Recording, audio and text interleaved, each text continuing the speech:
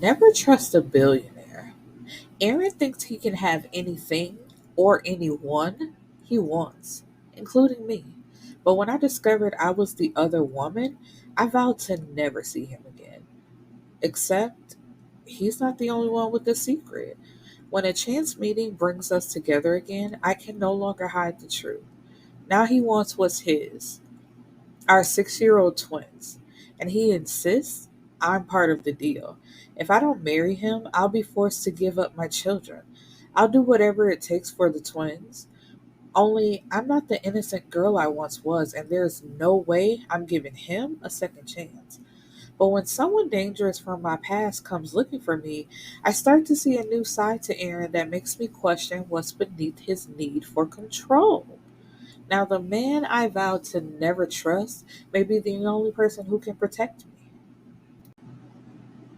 Hello, my beautiful people, and welcome back to the Bibliophile's Bookcase. I am your host, Erica the Bibliophile, and our book for today is Aaron's Patience by Tiffany Patterson. This is a black woman, white man novel.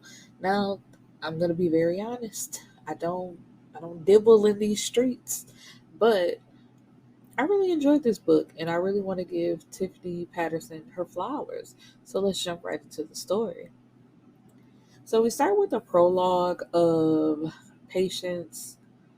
She is 14 years old at this time and she's getting ready for her dad's dinner party. And she's a timid young lady who would rather be somewhere reading a book than socializing with stuffy businessmen. I was like, girl, same. I don't care what the situation is. I would rather be reading. Trust me. Um, and so when one of her dad's friends introduces his son, which is Aaron, a chill goes through her body. Now, she's a young girl at this time, so she doesn't know what this means. She just knows that looking at him and seeing him, her body is reacting. Aaron is described as being over 6 foot. He has gorgeous black hair, hazel eyes, freckles, and a permanent frown on his face that she loves. Which is, I'm like, is this me? Like the permanent frown. I'm just like, I would rather be reading, and I always have a frown on my face. Like I'm meshed into one in this book. But anyway, she at some point she sneaks off to read anyway. She's like, I'm gonna go get my book and I'm gonna be ducked off somewhere. But she is cornered by another one of the guests' son. His name is Wallace Jr. And he's trying to fill up on her and he took her book and it's just messing with her. But Aaron steps in and sends him on his way. But Patience is embarrassed because Aaron refers to her as a little girl. I never quite got how old Aaron was. I don't think I paid attention because I'm just like, for him to refer to her as a little girl, how old was he at the time? Like, how old is he, period? I really don't know. Um, but now we're coming to the present where Patience is now a mother of 5-year-old Lord, fraternal twins, Kennedy and Kyle. Kennedy is just like her mother. She loves to read, but Kyle hates to read. So, he'd rather be playing with toys, doing anything but reading. Um, she is currently packing to go away on a work trip. It's a conference hosted by the American Library Association in Chicago. And while she's there, her friend Judy takes her to a sex club. And this is where she runs into Aaron for the first time in 6 years. And his name is Aaron Townsend, and he is the CEO of Townsend Industries. And th- he's a part of a prestigious family. Like their name holds weight everywhere. Um, and once again, Aaron is saving her from unwanted attention from another man. And before she can even say anything to him like a thank you, she's remembered the last time they spoke, he was telling her, don't be so sensitive. And she has like an immediate reaction of being angered and telling him, leave her alone, she tries to walk away, but they exchange words before he's pulling her off to a private room where he basically claims her again, telling her, like I fucking said, you've always been mine. And the next morning, when she wakes up, because she, fell asleep in that room inside that club, there's a driver waiting on her to take her wherever she wants to go. And she has to get to the airport to get back home. Aaron gets a call while he's in a business meeting that Patient's father is in the hospital. He had a heart attack. So Patience gets the same call and she has to catch another flight back to Chicago. And when she walks into his hospital room, she sees him talking to Aaron. Like, come on in, meet an old family friend, as if she doesn't know who he is. And she's like, no, I can come back to let y'all talk. But he's like, no, come in. And even while he's in the hospital recovering from a heart attack, um, they call him by their last name. So he's, what is it, Theirs? All he wants to talk about is business. And it's like, sir, this is not the time right now. You need to be recovering. Um, Patience leaves the room, but Erin follows like right behind her. And she's not acknowledging him calling her name at all. It's just like, I'm trying to get as far away from both of y'all as possible because she does not have a good relationship with her father. That man is awful. Um,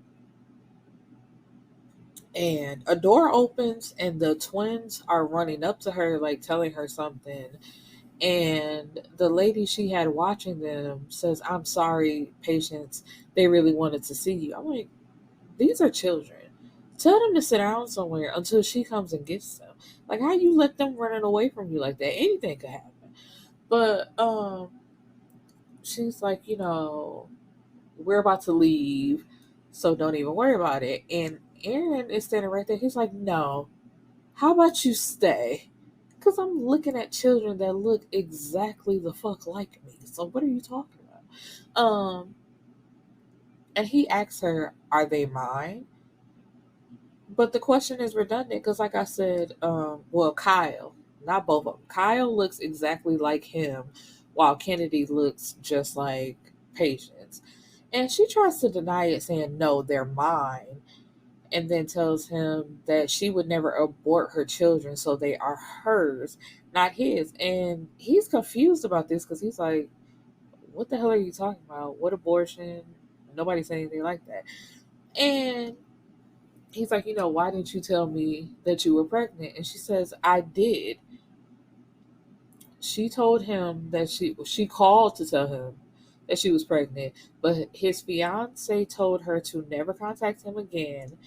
And that was followed by her finding her and giving her an envelope with $500 for an abortion.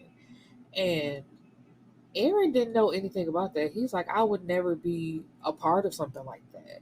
So, don't go anywhere because you're not leaving with my children again. So he gets in contact with his former fiance and he is outraged at the fact that she kept his children from him. And she lies and says that she thought that Patience was lying, trying to do anything to keep him. So she just said that she was pregnant.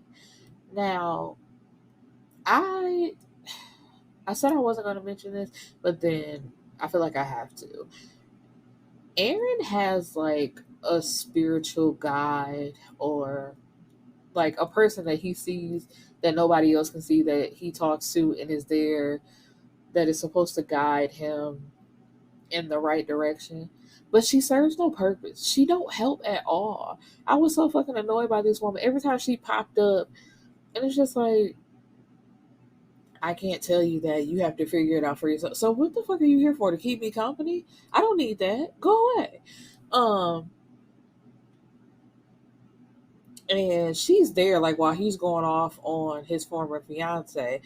And she's like, she deserves whatever he decides to give her because, bitch, you kept me from my children for almost 6 years. Talking about you thought she was lying. You didn't think nothing because otherwise, why would you show up with $500 for an abortion? Um, but he tells her that the protection that he was providing for her is over with. The millions of dollars that are in her bank account, gone. The nice apartment she's living in Paris, out of there. Since you want to deprive me of my children, I'm going to deprive you of all the things that you have. And so, she's trying to beg, like, no, please don't do it. It's like, bitch, it's done. Get out of my way. Um, Patience is served with papers from Aaron. He's suing her for full custody. So it's like as soon as the carrier drops it off, he's calling like, you got the papers. And she's like, why are you doing this? And he tells her to come to his office in the morning and they can talk about it. So when she gets there, it's Aaron and he has his lawyer there who's doing all the speaking for him while he stares out the window with his back to them. And she has two options. She can either marry him or lose custody of their children. And at first she was trying to fight it because she's like, what judge is gonna take children away from their mother? And it's like Aaron is a multimillionaire. He's very wealthy. Um and the fact that you frequent sex clubs isn't going to look good for you. And she's like, hold on, what are you talking about?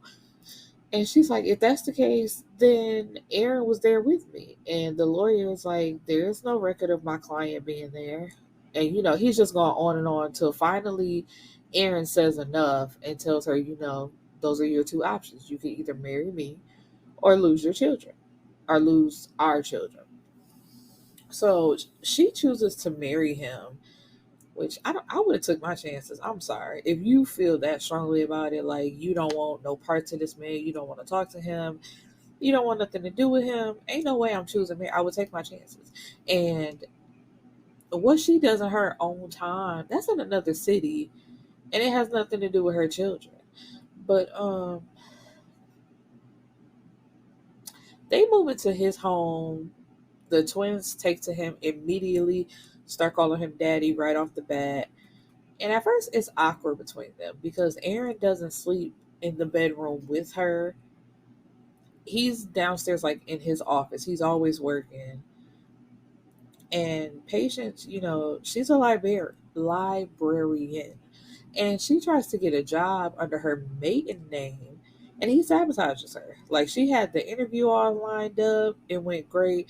She had basically got the job until the driver that he hired told him what was going on, like, she got a job, and he makes her lose it. Like, you went behind my back to get this job using your maiden name, so now you don't have it anymore. Because when she shows up for her first day of work, the lady that she had been talking to all this time is like, I'm so sorry, Mrs. Townsend, I didn't know who you were, and you didn't get the position, it was given to somebody else, like there was a mishap. And of course Patience knows what's going on because she used her maiden name. It's like, how do you even know who I am? So she has the driver like take me to his office, and she goes in there going off like, why would you do this to me? You are ruining my life. And right before she leaves, she tells him that this fake marriage is over. So she rushes to the house and he follows behind her. And she's packing up her suitcase, like, as soon as I'm done packing up my stuff, I'm packing up the children's. We don't have to be married for you to have access to your children because I would never keep them from you. And he says, yeah, because now that I know they exist, I would never let you. And she tells him, they haven't even consummated this fake marriage. And so as soon as she says that, he goes and locks the door. And it's like, oh, so that's why you having this tantrum? You want sex?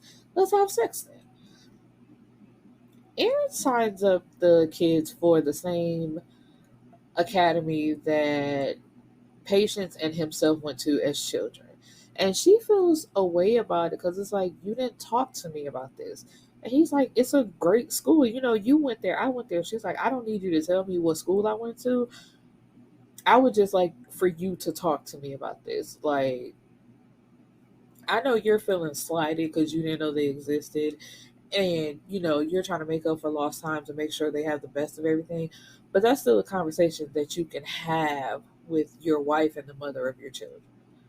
It's like, of course she knows that it's a great school, so she's not even saying that she would protest against it. It's just like, can you talk to me about it?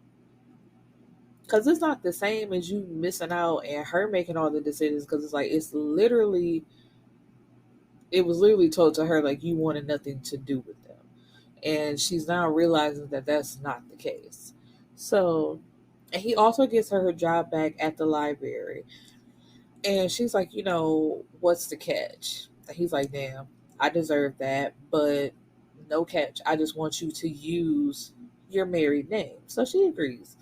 So, they're starting to get closer. They're going on dates. They're having sex. So it's great so far until one day they get a call from the school saying that the children have been into a fight.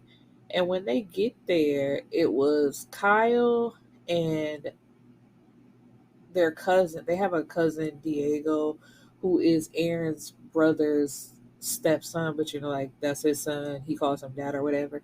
Um, they beat up another boy because what Kennedy and Kyle are in kindergarten or first grade. I forget which one. 5 years old. I'm pretty sure it's kindergarten. Um, and the boy who was picking on Kyle is a third grader. So, of course, Diego stepped in to defend his cousin. And then, Kyle wanted to defend himself. And then when Kennedy saw what was going on, her little tail ran over and kicked the guy. So, basically they was all fighting. And the way the principal tries to present it as if the children were just very violent for no reason, and that's a problem. Instead of, as Aaron said it, so let me get this right. And it had been going on like since school started. So I think, what, 3 months? So you let my child get bullied for however long, because it's either a month or 3 months. I can't remember exactly. And you do nothing about that. But it's not until my child and his cousins defend him that we're getting a call because that's the problem. And of course, the principal was like, well, I wouldn't put it like that. Of course, you wouldn't. But that's exactly what happened because you didn't say nothing about him being bullied until I asked about it. I had to ask you what happened for my son to have to defend himself because he's not just wild like that. Because it's like that's also what it sounded like. It sounded real racial about the fact because I forgot. Carter's wife, Michelle, Diego's mom, she's also black. So Diego is he's a mixed child because I believe his dad was Hispanic in some nature. So it's like you see these three black children against this white child. So that's the black kids have to be the problem instead of the white one who was bullying the black one and then he defended himself. So she get to stutter, and Aaron is like, "Not my kids. You is not gonna play my kids like that." And then when the little boy daddy comes in, it's Wallace Jr., the same one that attacked patients all them years ago. So it's like this is daddy. Of course, that's what y'all doing up in here. And so he come in calling the kids mongrels, and Aaron get up in his face like, talk about my children again, and I will show you how much of a mongrel their father is. Like, don't play with me. I whooped your ass before, and I'll do it again. Um. So where are we? And so when they get home, Aaron is like looking at her, and Patience is like, "Go ahead and ask me." And she's like, "Is he?" He's dyslexic, which Aaron is also dyslexic. So that's something he passed on to him, and it made him feel bad. Like I did that to my son. Like, damn, this terrible thing. And Patience has to, basically bring him down off the ledge. Like, it's not the end of the world. teach him how to read just like you were taught to read at some point. It just takes a little while longer. And so, which he does. Um, and Kyle learns quickly, like thanks to his dad, and now he loves reading just like Patience and Kennedy does. Um, Fears dies, and Patience is upset that she feels any emotion for her dad whatsoever because he's a man that she didn't really know. She asks Aaron, like, did you know that my dad and your dad took annual fishing trips? And he's like, yeah, I've been knew that. Um, and she's like, why am I crying about a man I barely knew? Like, he was never there for her as a child, and even now in her adult relationship. Oh, because I forgot to mention, when he found out about the kids that were his at the hospital, she had to let him know, like, my dad doesn't know either. Like, you're closer to him than I am. And he made her tell him about the kids. And when she did take him up to the hospital to see him, he told her, like, I understand why you wouldn't want them close to me, which is so very sad. 'Cause I'm just like, I think well, I should say at least I take it like a joke, and maybe it isn't, because my friends are always talking about like how they don't have good relationships with their fathers because they have fathers and they know their fathers. I can't imagine my life like that. Like, I love my daddy so much. We are so close, and it's just the strain on their relationship and how they never talked, like never really interacted. She had nannies or caretakers, and those are the people that basically raised her. Um, so soon after, Patience has nightmares of when she was attacked when she was 8 months pregnant, because one night, like, she is screaming out in her sleep, like punching out into the air, and Aaron has to calm her down and is like, what's going on? And at first she doesn't even want to talk about it and tell him what the problem is. But back in Oakland, when she was 8 months pregnant with the twins, she was attacked. A man in all black broke into her house. He was calling her a whore, threatening to cut the babies out of her stomach. And she managed to subdue him and get away. But she was like all cut up because he had a knife and he was like swiping at her. And she went into labor early, and there was like a serial rapist going around at that time, so that's who they thought it was, and they had captured him. But Patience doesn't feel like that was the same guy, because it's like the story doesn't fit. And if he was just a rapist, like, why would he threaten to cut my babies out of my stomach, and why is he calling me a whore? um and so Aaron handcuffs Patience to the bed and has his way with her, like, all day, demanding another baby. He's like, I'm ready for another baby. And Patience loves it. Like, she loves his domineering, demanding ways. She's here for it. Um, and throughout this time now, he's been telling her that he loves her, but she will not say it back. And eventually, I think they're like on a date or something. He asks, like, why? I know you love me. I see it in your face. I see it in your eyes. But why won't you say it out loud? You know why? And he's like, because of that. And we're back to the first time she said it, like after they had had sex or made love, whatever you want to call it. She tells him that she loves him, and they go to bed together. And the next morning, that's when his fiance was banging at her door, calling her a whore, saying, like, I know you're in there, come on out. And it's like, it's news to her to find out about this fiance. And then she turns to him demanding questions, and he tells her, you're too sensitive, our time is over, and, basically, like, get over it. So when they come back to the present, because it's like a flashback. So when they come back to the present, she's like, I just can't, there's hurt with those words. I can't just say them like it's nothing. But he brings it out of her. They have sex, and he demands that she says it. And they both say "I love you" to each other. And he promises that there will be no surprises the next day, and he's not going anywhere. So Patience finds out that she's pregnant again, um, and she left the what are they called? The sticks out in the bathroom. And she's like, I'll make it back home from work before he does, so I'll be able to get them then. Um, Pregnancy test. Why did I draw a blank there, Lord?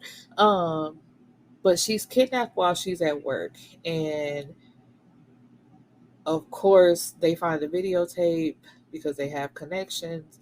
And Aaron finds the pregnancy test while they're searching for her, and he figures out that it's Sam who has her, and is he's also the one that attacked her while she was pregnant. Because, like I said, his little spiritual guide, she takes him through like a long ass fucking journey before it's presented to him that it's Sam. Like, Sam owned a bookstore that patients love to go to back in Chicago, and he is obsessed with her. He followed her in Chicago, like he followed them plenty of times to her apartment. When she moved to Oakland, he followed her there, and that's when he attacked her. Um, and so now that he has her again, he vows to get her out of the country. He's gonna kill Aaron and kill the twins, and they'll be together, and they can have their own babies. So the Townsends, like, they track them to the woods, and she manages to get away from him. And when she's checked out by the doctor, they discover that she's having twins again. Like, it's too early to hear a heartbeat, but they know that there's two babies in there. And so later on, when she's safely in bed and tucked away, Aaron got his all black on, and he goes to kill Sam. Like, there's no way I'm just gonna beat your ass and let you go to jail. Like, you are a threat to my wife, and you need to be gone. And that's exactly what happens. Um, so when Patience goes into labor, they have twin boys, this time identical, and Aaron proposes again. And it was kind of cute because Patience was like, I'm the one that just had babies, but you're the one that's like delirious or delusional or something like that. And he's like, no, I want you to marry me of your own free will this time. Like, I love you. This is the life that I want with you and our kids. Like, please marry me. And she agrees. So I didn't mention how there were little flashbacks. Like, this is the type of book where it's like then, now. This is what led up to it. Was a lot of back and forth.